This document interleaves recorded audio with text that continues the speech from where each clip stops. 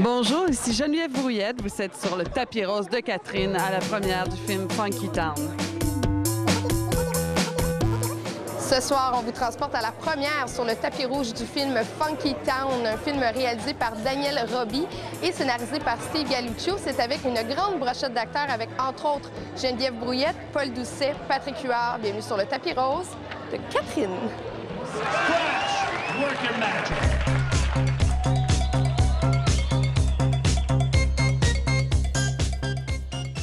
L'intérêt de travailler sur un film comme Funky Town venait plus d'aller vers le déclin que d'aller vers le glamour du disco. Pourquoi on aime mieux travailler avec la déchéance que le côté le fun et euphorique? Moi, le côté sombre de l'être humain, le côté caché, le côté mystérieux, ça m'intéresse beaucoup. Donc, c'est sûr que moi, de faire un film sur l'époque disco pour faire de la danse puis une discothèque, non, j'aurais pas accepté.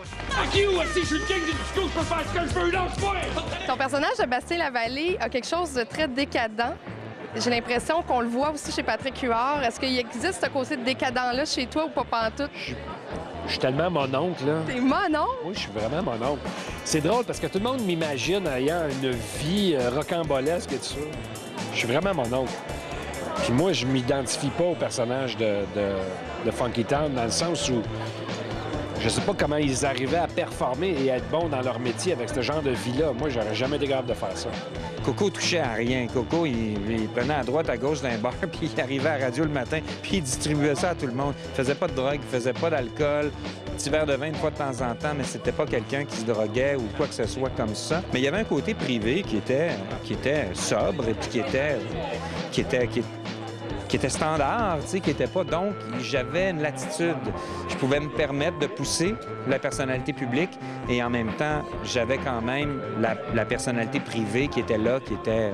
Jusque dans les scènes d'intimité, parce que tu as fait beaucoup de scènes intimes avec Justin Chatwin. Oui. Entre autres, souvent... Oh, t'es comme... Il y a beaucoup de... chanceux.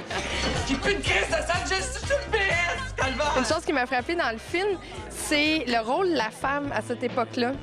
La femme était vraiment une femme, une icône de séduction, une femme objet avec une date de péremption. Oui. Mais franchement, est-ce qu'on est si éloigné de ça aujourd'hui? Dis-moi. Moi, j'ai l'impression que dans les années 90, début 2000, les femmes ont avancé là-dedans. Puis que toute une génération, à mon avis, là, je sais pas, je regarde les vidéoclips, les émissions de télé-réalité, puis l'espèce de look... actrice porno que les filles semblent sentir obligées d'avoir. Puis je suis pas sûre qu'il n'y a pas un petit peu en arrière qui est pris.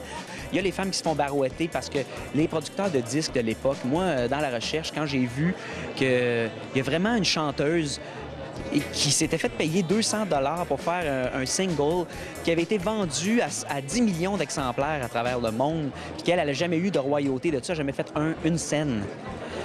C'est des affaires qui se feraient plus aujourd'hui, mais on barouettait pas juste les femmes, on barouettait les artistes dans ce temps-là.